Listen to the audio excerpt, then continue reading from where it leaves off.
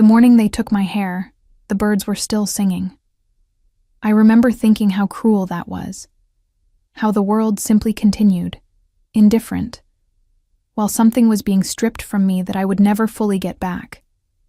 Not the hair itself. Hair grows. But the version of me that had walked into that chamber believing she was safe. She did not walk out. It had begun 3 days before the choosing ceremony, which was already the worst timing imaginable, or perhaps the most deliberate. Lady Marin had a gift for precision when it came to cruelty. She never struck where it could be seen. She never left marks that a healer would question. She understood, after years of practice, exactly how much damage a person could absorb before they broke. And she always stopped just short of that line, because a broken servant was a useless one. I was not her servant, technically. I was her stepdaughter. But the distinction had dissolved so gradually over the years that I could no longer remember when it had stopped mattering. My father, Lord Aldrich of Vessen, had taken Marin as his second wife when I was 9 years old. He had been charmed by her composed elegance, her pale golden hair, her way of speaking that made every word sound like a carefully considered gift. I had been charmed too at first. I had wanted so badly to have a mother again that I had pressed flowers between the pages of my memory book and written her name beside mine, as though proximity on paper could make us family. That illusion had not survived the first winter. By the time I was 12, I understood what Marin was. By the time I was 16, I had learned how to become invisible inside my own home, and by the time I was 23, the age I was now, I had refined invisibility into something almost like armor. But armor has limits. The choosing ceremony happened once every 7 years across the kingdom of Aldenmore. It was tradition as old as the stone walls of the capital, older than most of the noble houses that now crowded its streets. Every alpha of rank, from the great lords of the northern reaches to the lesser landholders of the border counties, would present the eligible women of their household to the circuit of royal assessors who traveled through each territory. It was not a marriage auction, though many called it one in whispers. Officially, it was a review of social standing, a census of the noble bloodlines, a formal acknowledgement of who existed and where they belonged in the hierarchy of the realm. In practice, it was exactly what the whispers said. And this year, for the first time in the living memory of anyone in our village, the king himself was attending, not the regional lord, not an appointed representative, King Caius, the Alpha King. The man whose name was spoken in a different register than other names, lower, more careful, as though the air itself needed to be treated with respect when carrying it. I had heard stories since childhood. Everyone had. He had taken the throne at 19 after his father's sudden passing, had consolidated 3 warring factions within his first year, and had ruled for nearly a decade now with a discipline that inspired either deep loyalty or profound fear, depending on which side of his decisions you found yourself on. He was said to be fair. He was also said to be immovable. I had never expected to be in the same room as him. Women like me, quiet, unremarkable, daughters of minor lords with no political weight, were seen at these ceremonies and promptly forgotten. That had always been my plan. Be seen. Be forgotten. Return home. Survive another 7 years. Marin had other plans. She came to my chamber 2 nights before the ceremony with Dessa and Viola, her daughters from her first marriage, my stepsisters, though we shared nothing beyond a roof and a mutual understanding of avoidance. Dessa was 21, and beautiful in a brittle way, all sharp edges softened by expensive fabric. Viola was 19, and had never developed a thought of her own, preferring to reflect her mother's opinions back at her like a polished mirror. I was sitting by the window, braiding my hair by candlelight, when the door opened without a knock. I should have known from the way Marin's eyes moved, quick, assessing, landing on my hair with something that was almost hunger, that the conversation would not end well. "The ceremony is in 2 days," she said. settling into the chair near my writing table as though it were her throne. "I've been thinking about presentation. I'll wear the green dress," I said carefully. "The one Father gave me before. That dress is outdated." She waved her hand. "Viola will be wearing green. You understand how that looks, 2 women from the same household in the same color."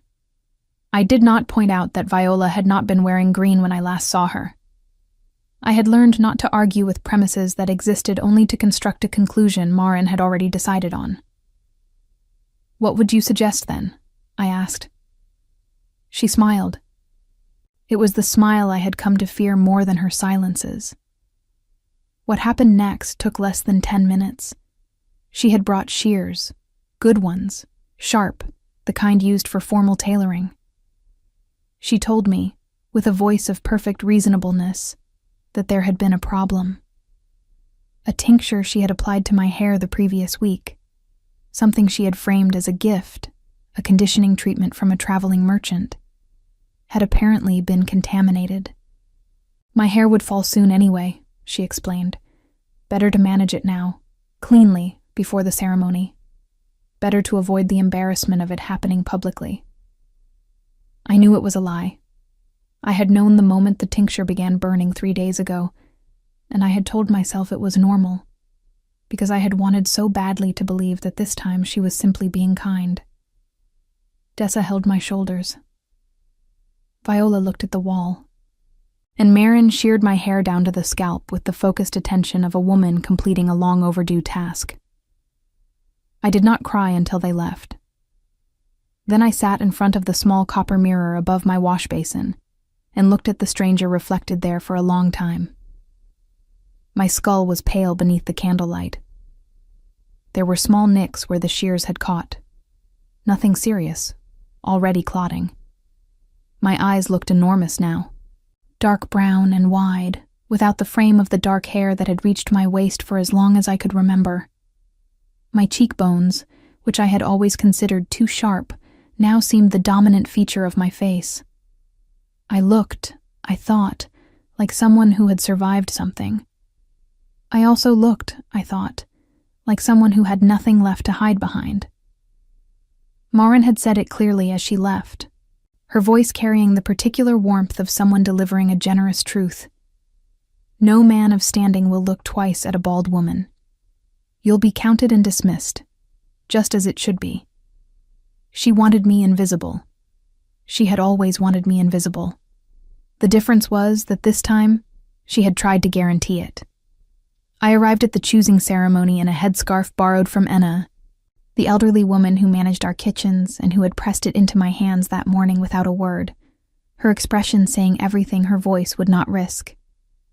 It was plain linen, cream-colored, wrapped simply around my head and knotted at the back of my neck.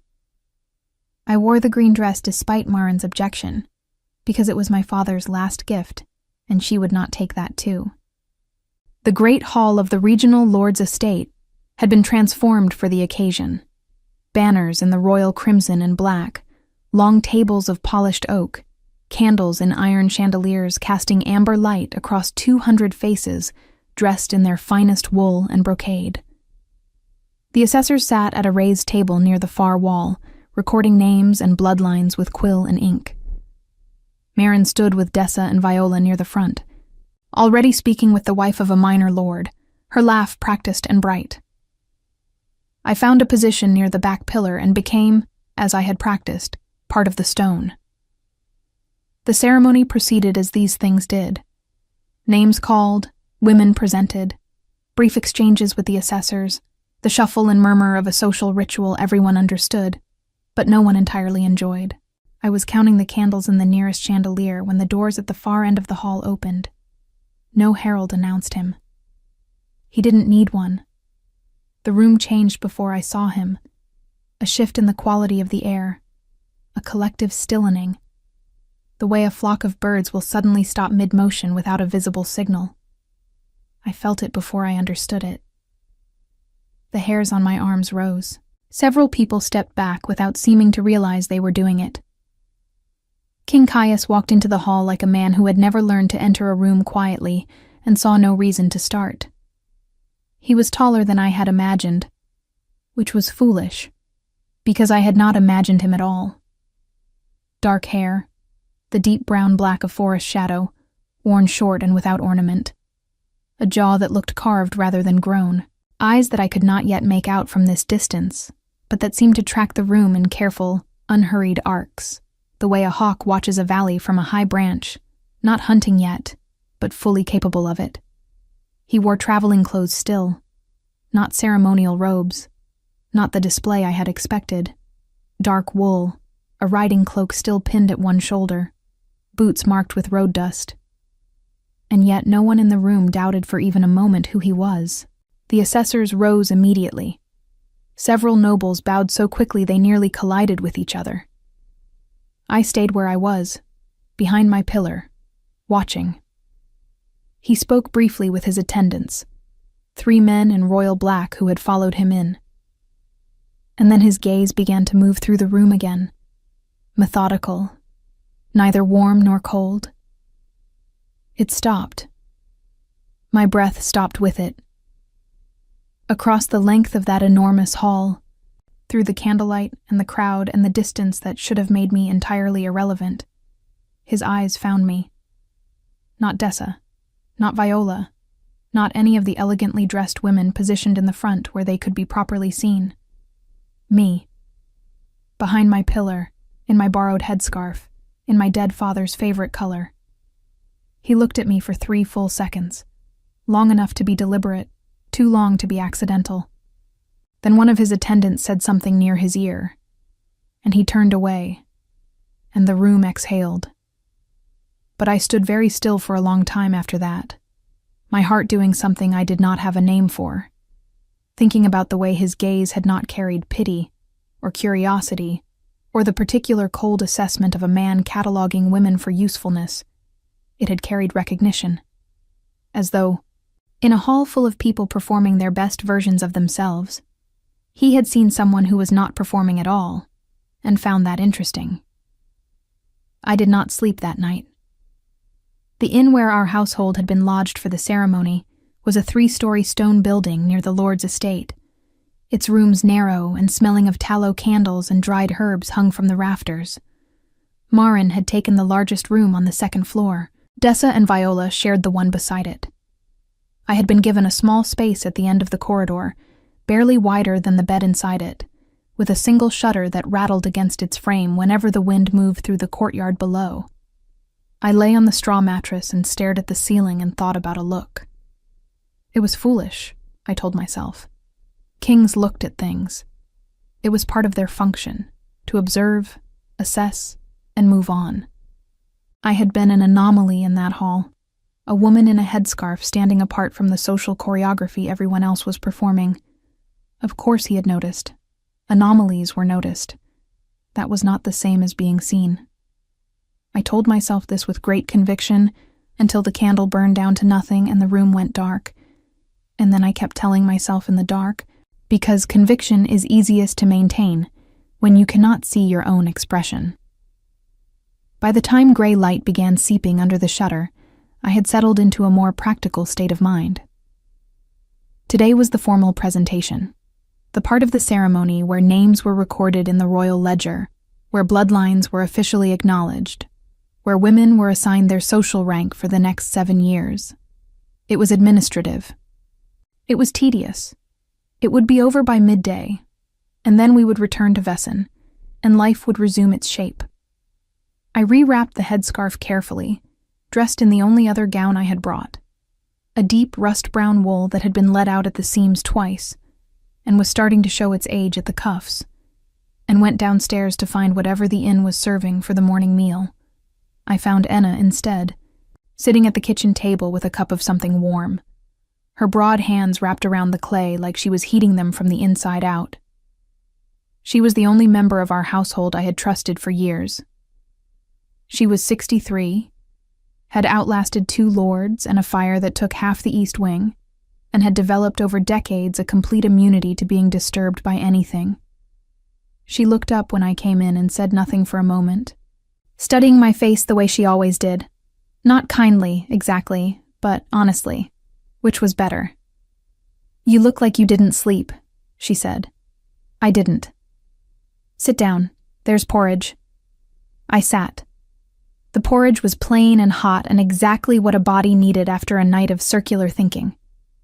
I ate slowly while Enna watched me with the patience of someone who had learned that people said important things only when they were not being pressed to say them. She's already downstairs, Enna said eventually, meaning Maren. Dressed like a festival. Dessa's wearing the blue gown, the silk one she's been saving. Your stepmother told the innkeeper's wife that her daughters are the finest prospects in 3 counties. She might be right, I said, not bitterly, just accurately. Enna made a sound that was not agreement. She told him you were a servant. I set down my spoon. The innkeeper, Enna clarified, her voice even. When he asked about the woman at the end of the corridor, she said you were a lady's maid who'd been given a room out of charity. The porridge had gone cold in my bowl, or perhaps I had simply stopped tasting it. I picked up the spoon again and continued eating, because the alternative was to let Maren's words matter more than a morning meal, and I had decided some years ago that she did not get to take my appetite too. Thank you for telling me, I said. Enna nodded once, the way she always did when a conversation had reached its necessary conclusion. The formal presentation was held in the estate's receiving courtyard, a wide stone space open to the sky, with the assessor's table set beneath a canopy of crimson cloth. The women of each household were called forward in order of their lord's rank, which placed us somewhere in the middle of a long queue that shuffled forward in the pale morning light. Maren stood ahead of me with Dessa and Viola, all 3 of them composed and fine, the picture of a noble family presenting well. She had not acknowledged my presence this morning. She had looked through me in the corridor as though the space I occupied was simply empty, which was, I had come to understand, her preferred method of communication. I stood at the back of our small group and watched the proceedings with the careful attention of someone who has learned to read rooms the way others read maps, noting where the power concentrated, where it thinned, who deferred to whom, and at what speed. The royal attendants managed the queue with efficient courtesy. The assessors wrote names and asked brief questions about lineage and household standing. It was orderly and impersonal, and would have been entirely forgettable, except that the king was present again. He stood to the left of the assessor's table, not seated, not participating directly in the recording process, but present in the way that certain people are present, gravity-like, making everything nearby orient slightly toward them without meaning to. He was speaking quietly with a man I didn't recognize. Broad-shouldered and dark-skinned, wearing the insignia of a senior royal guard. A beta, I guessed, from the particular way he held himself. Authoritative but calibrated, a step behind rather than beside. When our household was called forward, Maren moved like a woman stepping onto a stage she had been rehearsing for.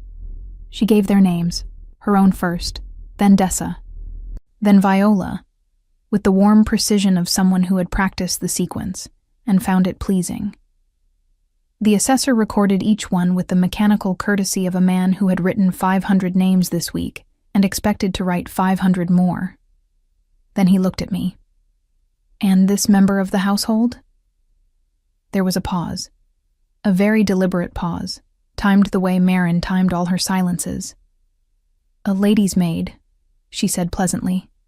She assists my daughters. She needn't be recorded. I felt the words land with the particular weight of something that had been planned. She had thought about this.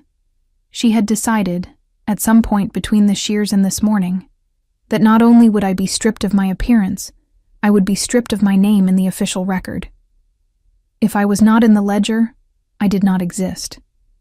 If I did not exist, I could not be presented. If I could not be presented, I could not be chosen. And if I could not be chosen, well, then I was exactly what she had always intended me to be. Nothing. The assessor hesitated, pen suspended. He was a careful man, I could see, the kind who disliked irregularities in his records. All members of a noble household must be. She is not a member of the noble household. Marin's voice was still pleasant, still warm, like honey poured slowly over something sharp. She serves it. There is a distinction. I opened my mouth. I did not know what I was going to say. Something quiet, probably. Something careful and measured and designed not to cause a scene, because causing scenes had never ended well for me, and I had spent years learning that the path through Marin's world was around her, never through. But the words did not come out, because a different voice did. Record her name. It was not loud. It did not need to be. It had the quality of certain sounds, a door closing, a fire catching, that simply ended whatever had been happening before it. Everyone turned. King Caius had not moved from where he stood. He was still in conversation posture, one hand resting at his side, his gaze directed toward our small group with the mild attention of a man who had noticed something requiring correction and was correcting it. His expression was not angry. It was something more unsettling than anger. It was entirely certain. The assessor's pen found the page immediately. "Name?" he asked, looking at me. My voice, when I found it, was steadier than I expected. "Cora, daughter of Lord Aldrich of Vesson." The pen moved. My name entered the ledger with a small, definitive scratch of ink on parchment. Marin said nothing, but I felt the shift in her stillness. The way a thing that has been coiled can go rigid without moving at all.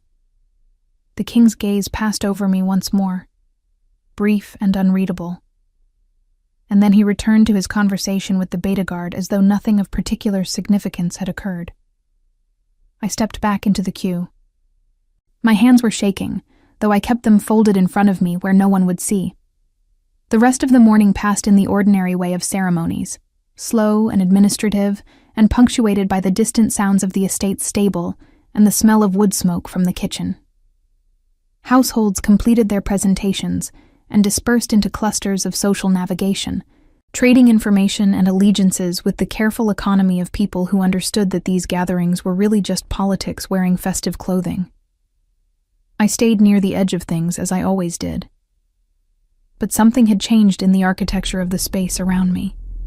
I could feel it without being able to name it precisely.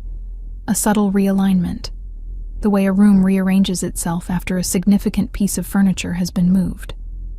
People were looking at me differently. Not many. Not obviously. But the woman who had deliberately avoided my gaze in the queue this morning offered me a small nod as she passed.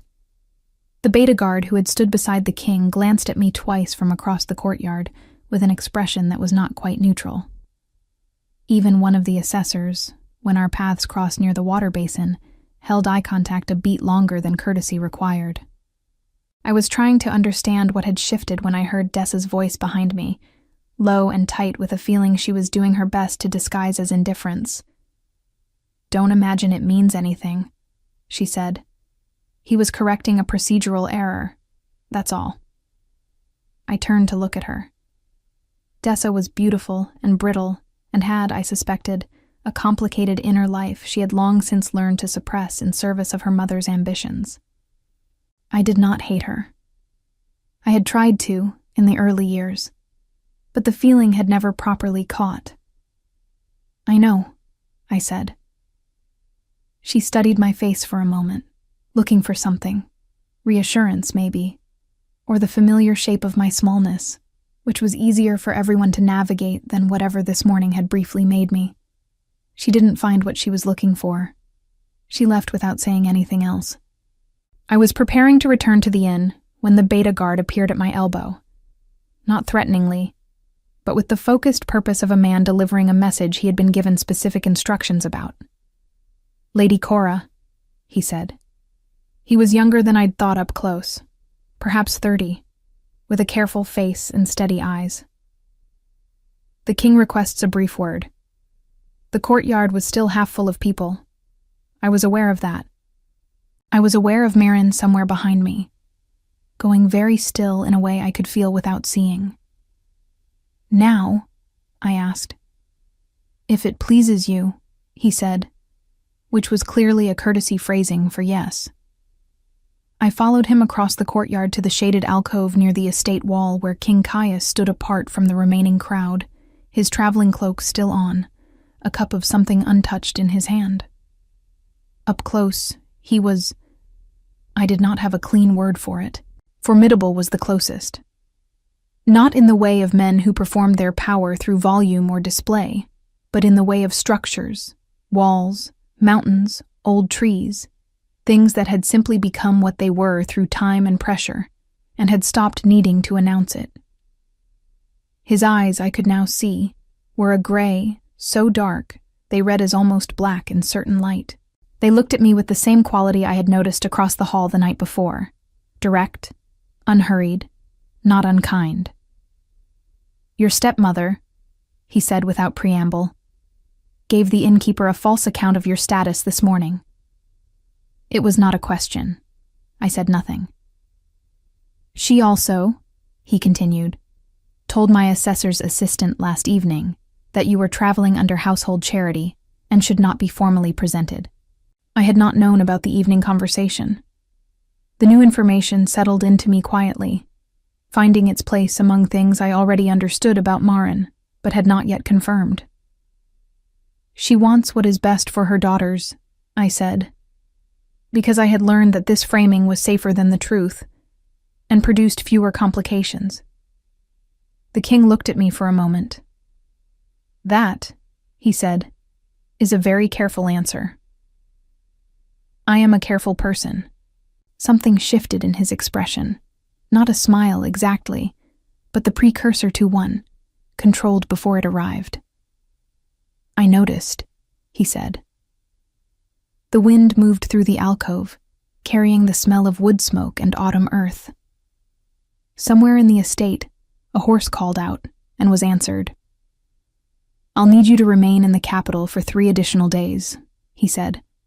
"There are supplementary presentations for the ledger review. Given this morning's irregularity, your record will require a senior assessor's confirmation."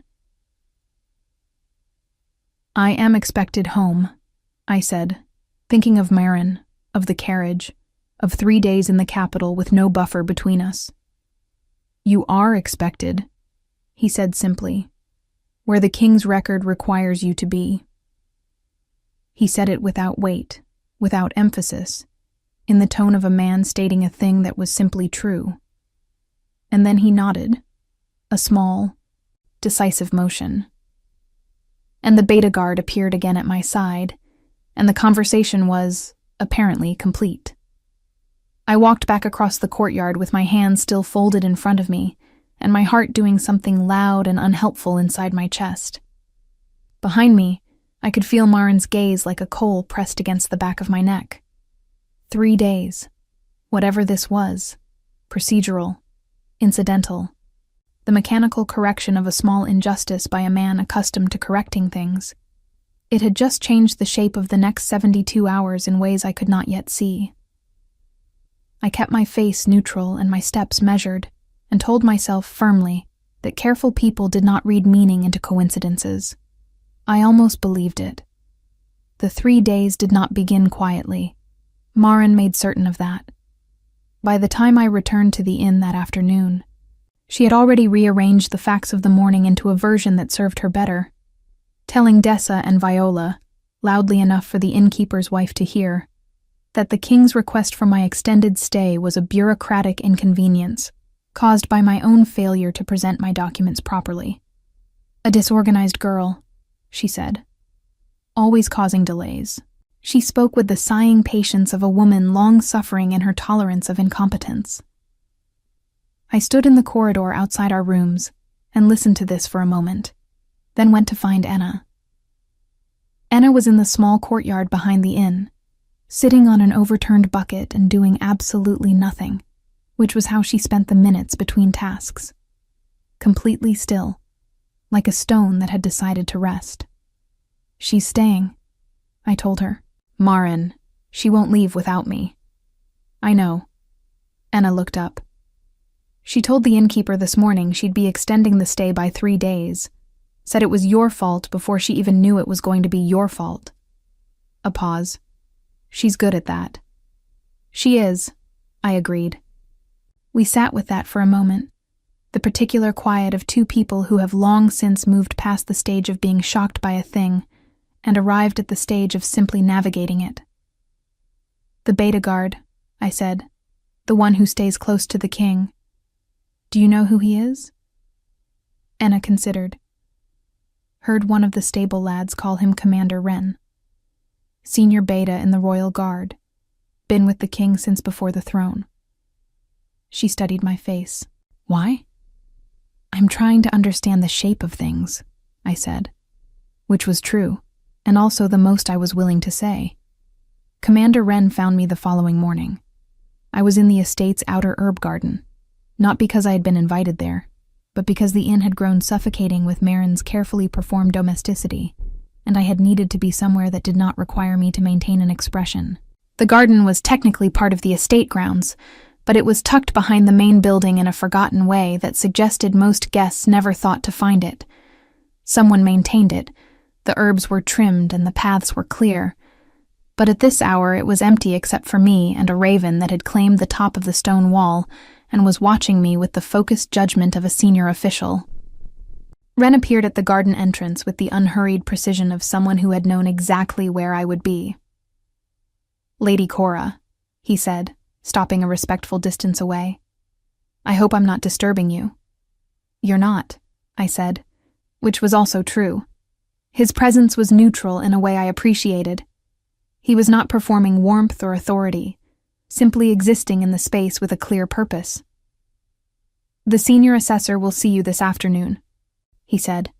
The confirmation process is straightforward. Lineage verification, household status, the standard questions. It should take less than an hour. And after that? After that, your record is complete.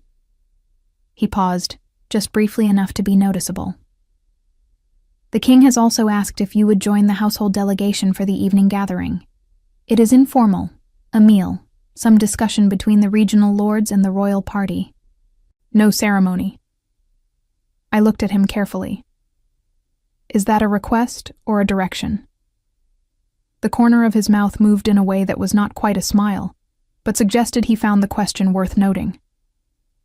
In my experience, he said, when the king asks, the distinction rarely matters in practice, but he did say to make clear it was a request.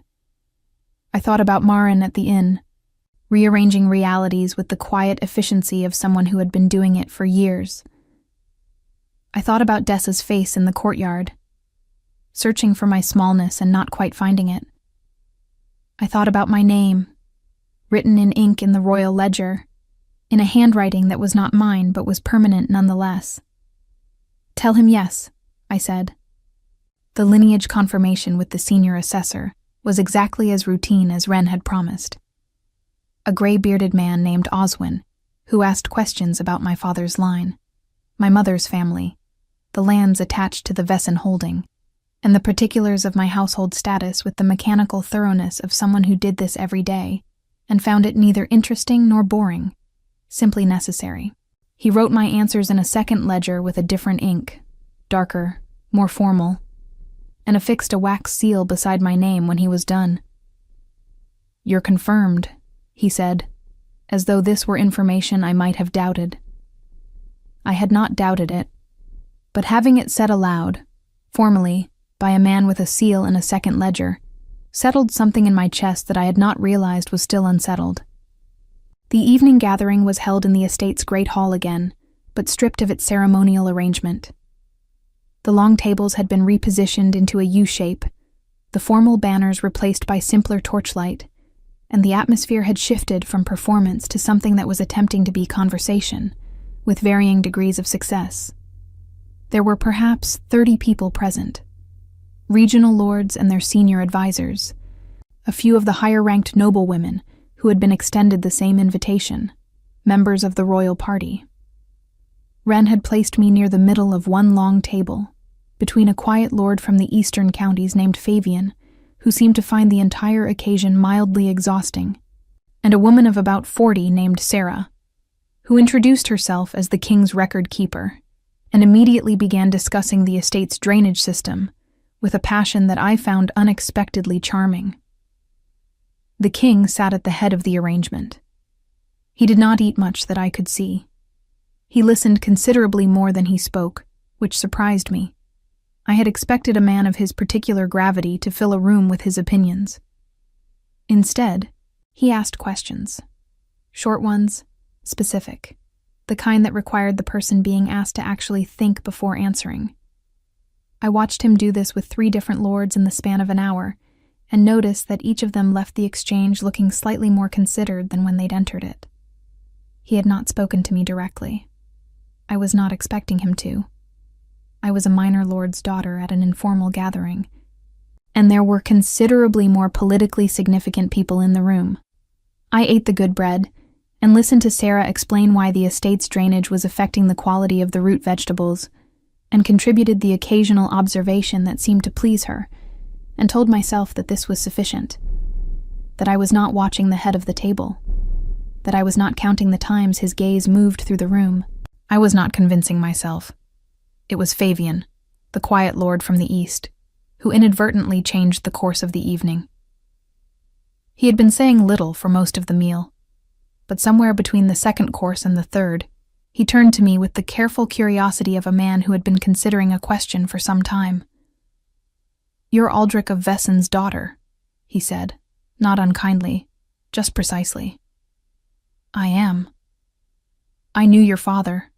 He said it simply, without the theatrical weight people sometimes attach to mentions of the dead. He was a good man, terrible at negotiating grain prices, but a good man. Something warm and unexpected moved through me. He was, I agreed. He always said he got too attached to fairness to be good at bargaining. Fabian smiled, a small, genuine thing that rearranged his tired face into something more human. "That sounds exactly right." He studied me for a moment. "You have his way of watching things. He used to do that, sit at the edge of a gathering and map it, like he was reading a text." "I learned it from him," I said. "It's a useful skill."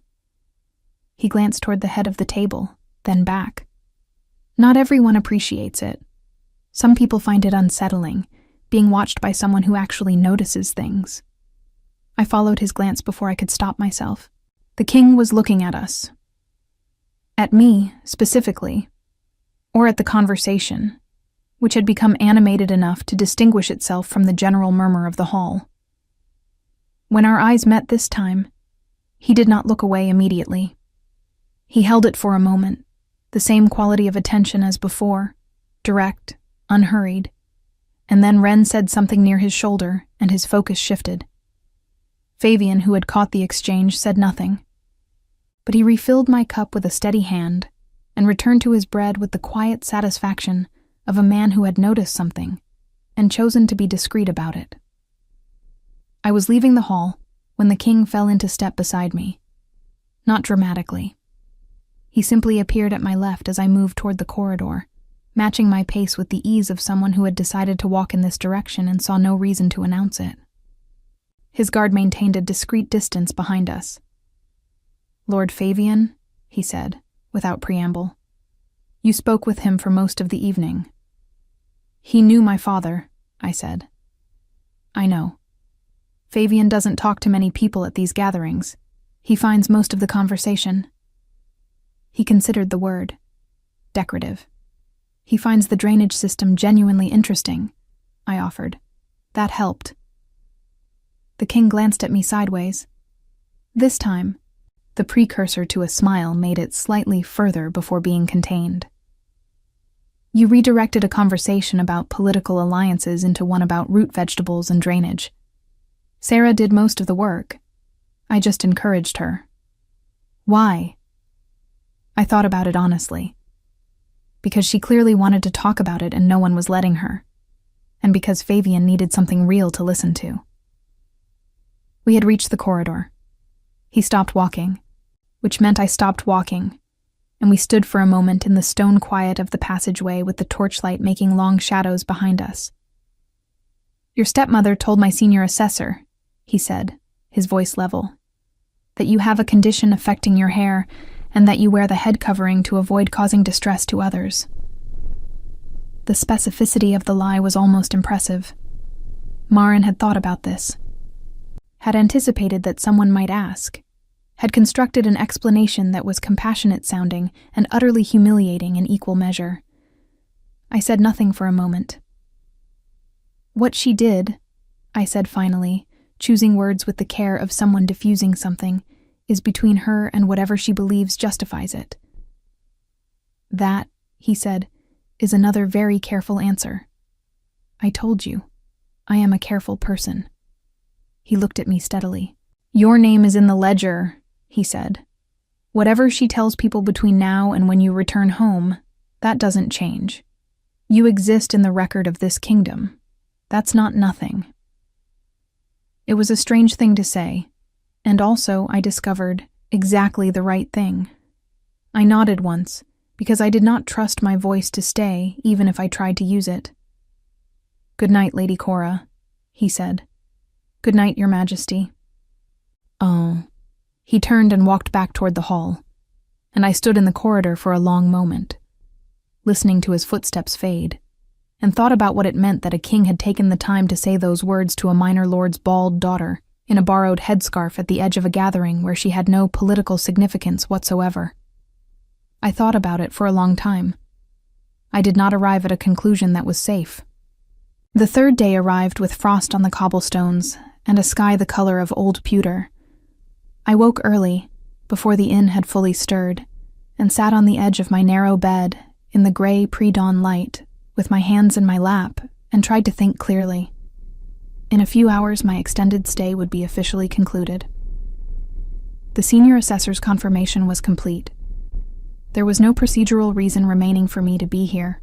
We would return to Vessin, Maren, Dessa, Viola, Enna, and I, and the castle would close around us again like a hand, and everything that had happened in the last 3 days would become the kind of memory you press down under the weight of daily survival until it stops feeling real. I told myself this was fine, ordinary, expected.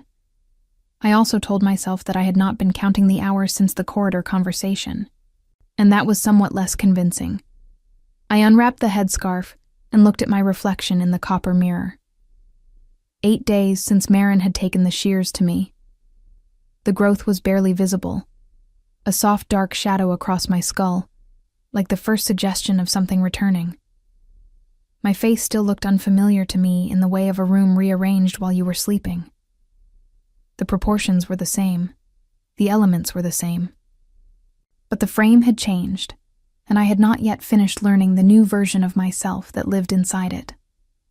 I rewrapped the scarf, dressed carefully, and went downstairs.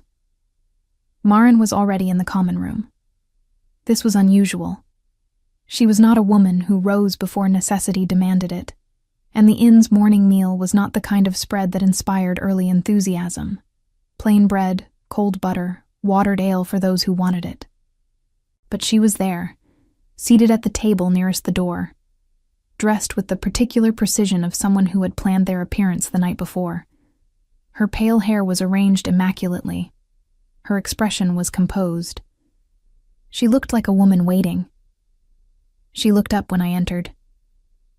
"Sit down, Cora," she said. Her voice was pleasant. It was always pleasant. That was the thing about Maren. She had long ago understood that pleasantness was a more effective weapon than harshness, because people doubted the testimony of women who had been treated pleasantly. I sat.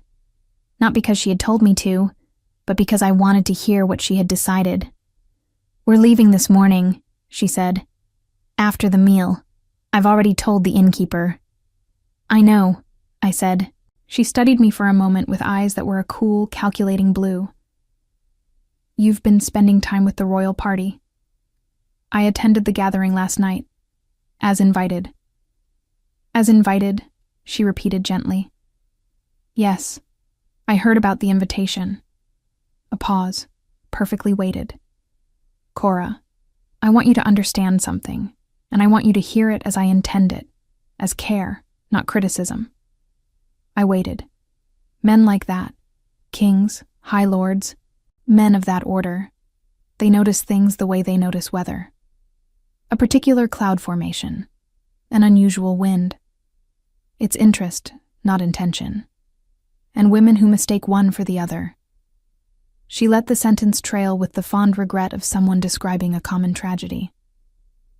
They come home changed in ways that make their ordinary lives harder to bear. I looked at her for a long moment.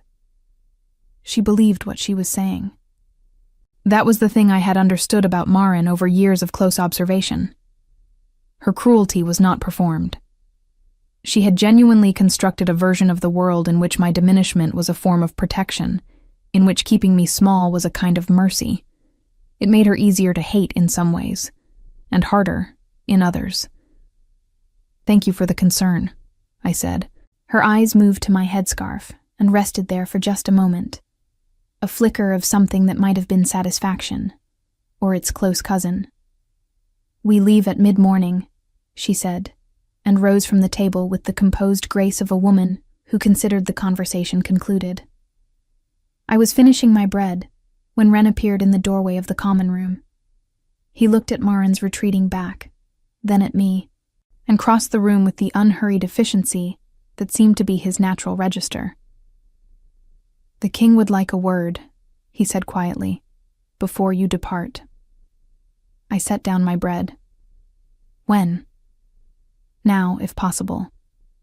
The estate's library was a room I had not previously entered, a long, low-ceilinged space off the main corridor, lined with shelves of manuscripts and bound record books, smelling of dust and old vellum and the particular mustiness of knowledge that has been sitting in one place long enough to develop a character of its own.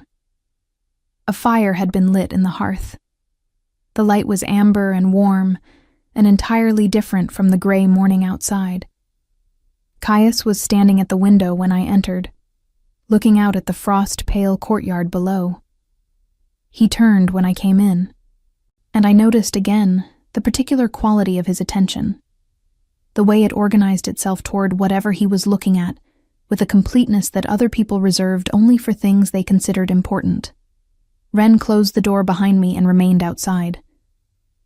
"You're leaving this morning," the king said. "Yes. Our business here is concluded." He nodded, a slow movement, and remained by the window for a moment. Then he crossed to the table at the center of the room and picked up something that had been lying there, a folded document, sealed with wax that bore the royal mark. "This is a formal letter of household standing," he said, holding it toward me. "It confirms your status as Lady Cora of Vesson, daughter of Lord Aldrich, with full noble designation.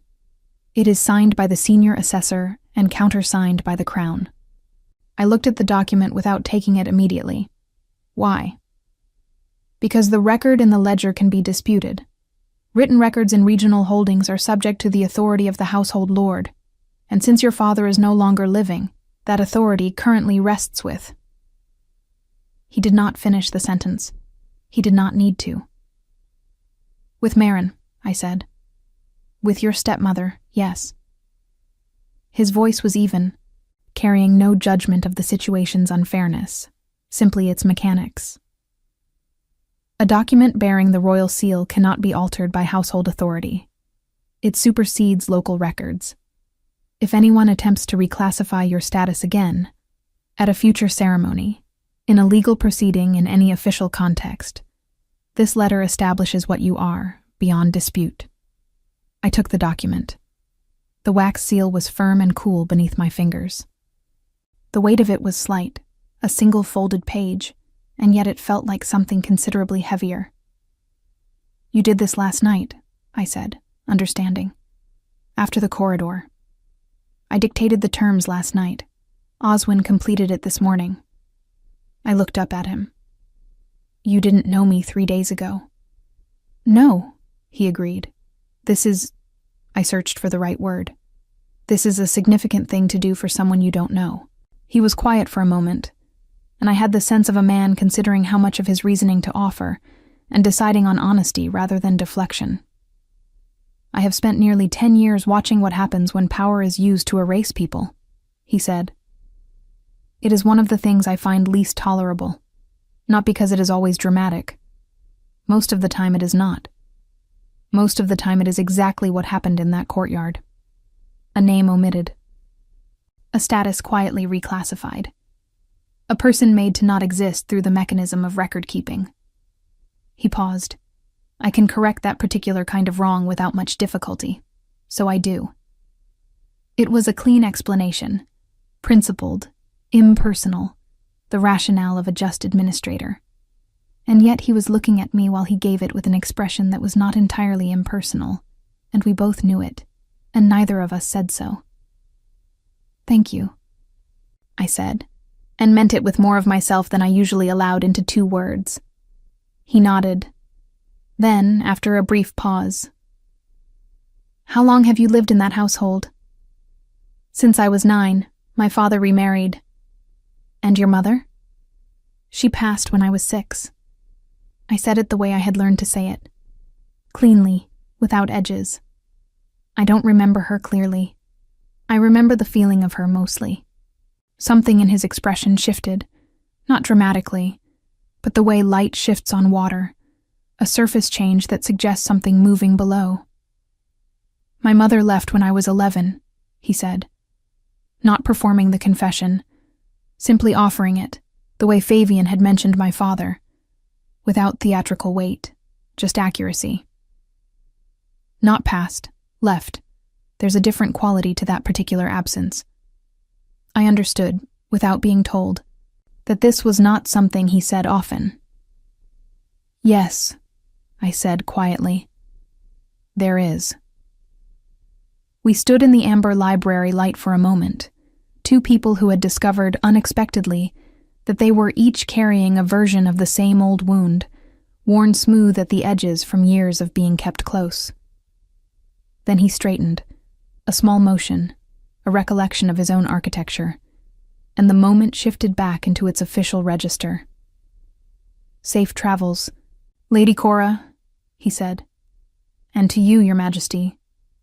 I turned to leave. I had my hand on the door when he spoke again.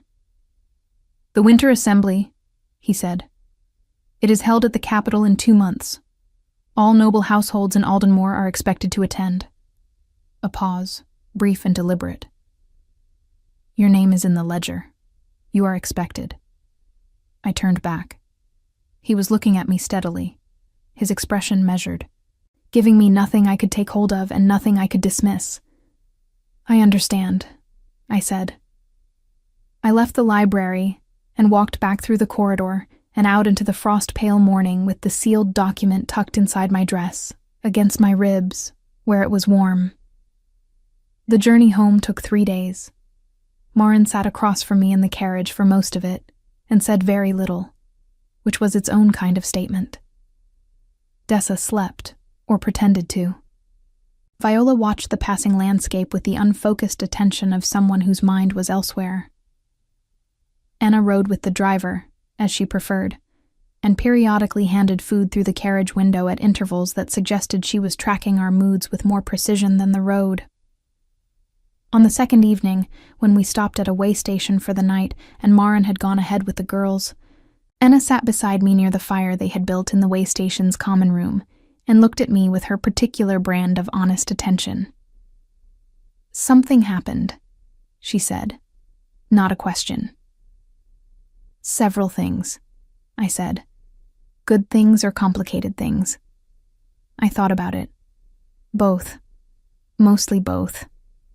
She nodded, as though this were the answer she had expected. You're different, she said, not unkindly. Not on the outside. On the inside. Something settled. I looked at the fire for a moment. Outside, the wind was picking up, carrying the first serious cold of the season, the kind that meant winter was no longer approaching but arriving. He put my name in the record, I said. Permanently, with a sealed letter. Anna said nothing for a long moment. Then, good. It doesn't change anything at home. It changes what you know about yourself, she said. That changes everything, eventually. I turned the sealed document over in my hands. I had taken it out to show her, this small page that weighed more than it should. She looked at it, and at me, and at the fire. 2 months, I said. The winter assembly. 2 months, she agreed, as though she were confirming a plan rather than a fact. Vesson looked smaller when we returned. That was the thing no one warned you about. When you left a place and came back, the way distance reshuffled the proportions. The stone walls of the manor that had always seemed so fixed and permanent looked merely solid now, rather than immovable. The corridors that had trained me to walk quietly felt narrow rather than necessary.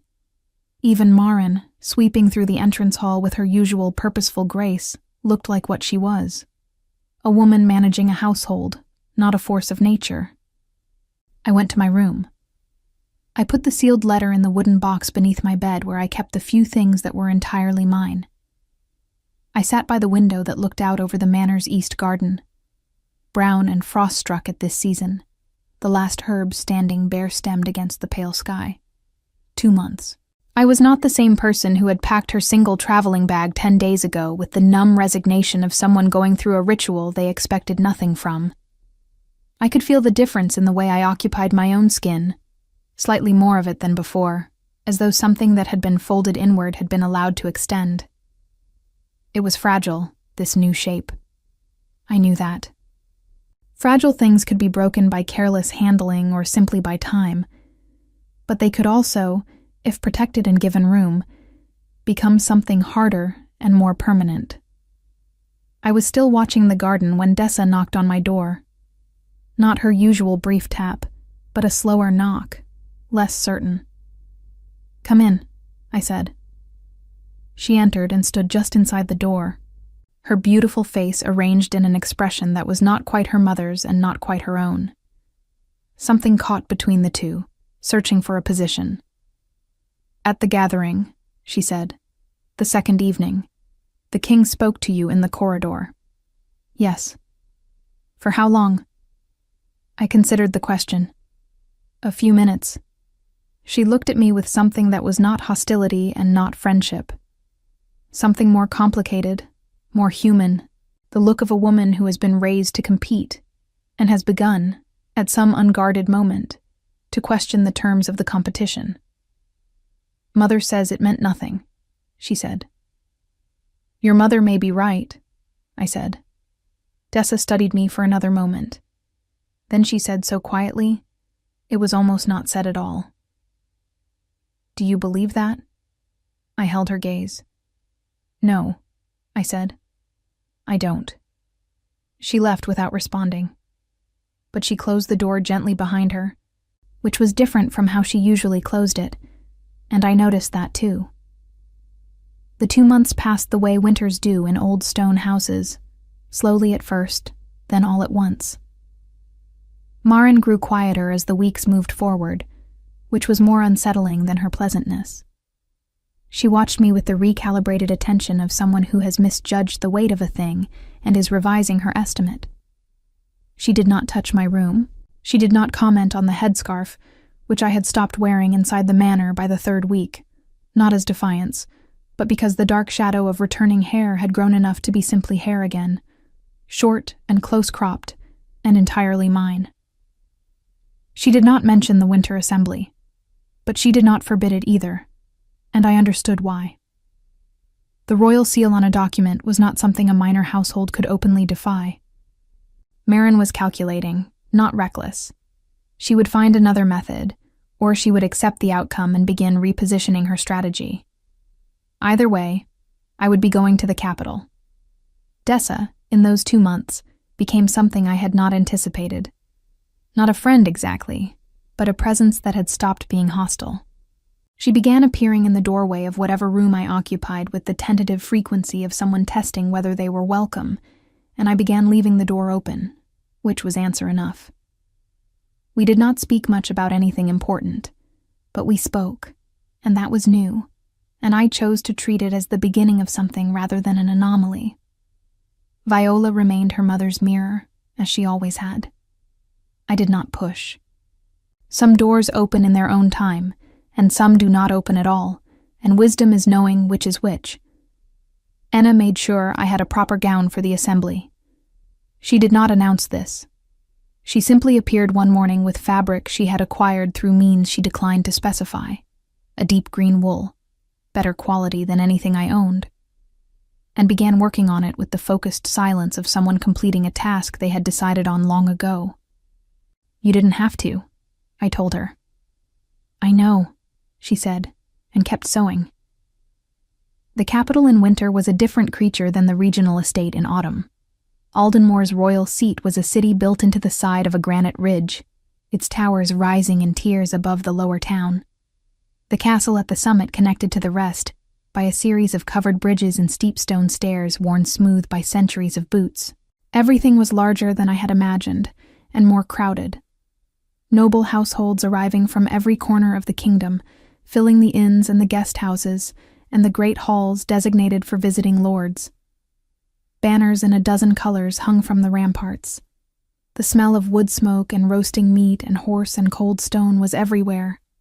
I arrived with Marin's household and was shown to rooms in the secondary guest house. Comfortable, unexceptional, exactly appropriate for our rank. Marin made no comment about the arrangement. She had been, for the entire journey, the composed and pleasant version of herself, which meant she had a plan and was waiting for the right moment to execute it. The plan, as it turned out, did not get the moment it needed. On the first evening of the assembly, before the formal gathering had even begun, Ren appeared at the door of my room. He looked the same as I remembered. Careful face, steady eyes, the quality of a man who had stood in difficult situations long enough to have stopped being visibly affected by them. "Lady Cora," he said, "the king asks if you would walk with him before the evening meal. The upper courtyard, if it suits you." "It suits me," I said. The upper courtyard was quiet at that hour.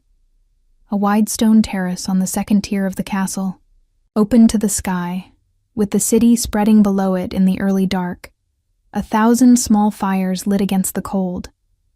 The view was extraordinary. I stood at the balustrade and looked at it for a long moment before I heard his footsteps behind me. Caius looked different in his own castle. Not more formal, less, actually. The ceremonial distance that public settings imposed on him had loosened slightly, the way a person's shoulders drop when they finally reach home. He wore dark wool, no cloak, and the cold did not appear to concern him. He came to stand beside me at the balustrade and looked out at the city. "You came," he said. "You said I was expected." "I said all noble households were expected." A pause. "I meant you specifically." I turned to look at him. He was already looking at me, directly, in that way he had, with nothing performed about it. "Your hair," he said quietly. My hand moved toward my head before I could stop it. A reflex, a remnant of the weeks of covering. The hair was perhaps 2 inches now, soft and dark, growing in the same direction it always had, stubbornly itself. "It grows," I said. "It suits you," he said. Simply, without decoration. Something in my chest did a complicated thing that I chose not to examine too closely in that moment.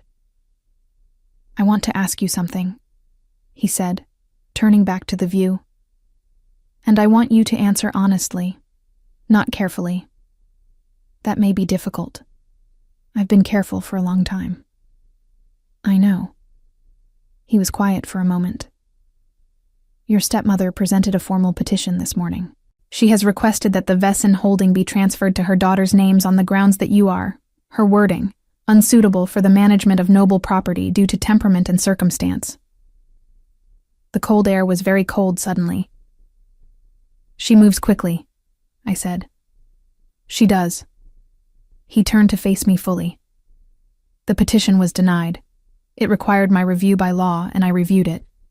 But she will try again, through different channels, and she will keep trying, because that is what people like her do when they believe time is on their side." "I know," I said. "The holding is yours by birthright," he said. "Your father's line passes to you directly. She has no legal claim. But law and power are different animals, and without someone in a position to enforce the law. He stopped. I am telling you this because I want you to understand the situation clearly, not because I think you haven't already understood it. What are you asking me then? I said, because there was something underneath this conversation that I needed him to say directly. He looked at me for a long moment. The city lights moved in the wind below us. I am asking, he said carefully, whether you would consider remaining in the capital, formally, under the Crown's household, as an advisor to the record keeper's office, which requires someone with attention and intelligence and the ability to notice things that other people miss. He paused. Sarah asked for you specifically, if that helps. I almost smiled. Sarah asked for me. She found your conversation about drainage extremely promising. This time I did smile, and I felt it reach my face fully, without the usual editing. He watched it happen with an expression that was quiet and warm and more unguarded than anything I had seen from him before. And if I stayed, I said, what would that mean? Practically. Practically, it means your name is attached to the Crown's household. Your stepmother's petitions become irrelevant. The Vesson holding is protected by association. He held my gaze. And personally, I would like to know you better. Slowly, if that suits you, without ceremony. As two people who are both, for various reasons, more accustomed to being alone than they would choose. It was not a grand declaration. It was not theatrical or elaborate. It was honest and specific, and it landed in me the way true things land, quietly, with weight. Slowly suits me, I said. I did not return to Vesson. Marin left the capital 3 days later with Dessa and Viola, her petition denied and her strategy requiring revision. Dessa, before she left, came to find me in the record keeper's hall, where I had already begun learning the work. She stood in the doorway for a moment and looked at me, at the room, at the work, at whatever she could read in my face. Are you happy? She asked. She sounded genuinely curious, as though the concept required field research. I think I'm becoming something, I said. I'm not sure happy is the right word yet, but it's the right direction. She nodded slowly. I'll write to you, she said. I'd like that, I said, and meant it. She left. I turned back to the records on the table in front of me, the ink and parchment, and the careful work of making sure names did not disappear. The winter turned, slowly, as winters do. Caius and I walked the upper courtyard most evenings when the work of the kingdom permitted, sometimes talking at length, sometimes standing in companionable quiet with the city spread below us, learning the particular ease of being near someone who did not require you to perform or diminish yourself. He told me about his mother eventually. I told him about mine. We discovered, piece by piece, the shape of each other's losses and the shape of what had been built in their place. He asked me, in early spring, with the directness that was simply his nature, whether I would consider a permanent place at his side. Not an office, not a formal role, but the kind of choice that changes the entire structure of a life. I had been careful for so long. I had made myself small and practiced invisibility and wrapped myself in borrowed headscarves and told myself that careful people do not read meaning into things. I said yes with my whole self, without editing, without the careful management of expectations that had governed most of my history. He took my hand, both of them, in his, and held them, and that was enough. More than enough. Everything, actually. Anna came to the capital that summer. She said she had retired from the Vesson household, as was her right, and had decided the capital's drainage was probably more interesting. She was given a room in the castle's eastern wing, and became, within a fortnight, indispensable to the kitchen staff and thoroughly at home. Dessa wrote, as she had promised. Her letters were tentative at first.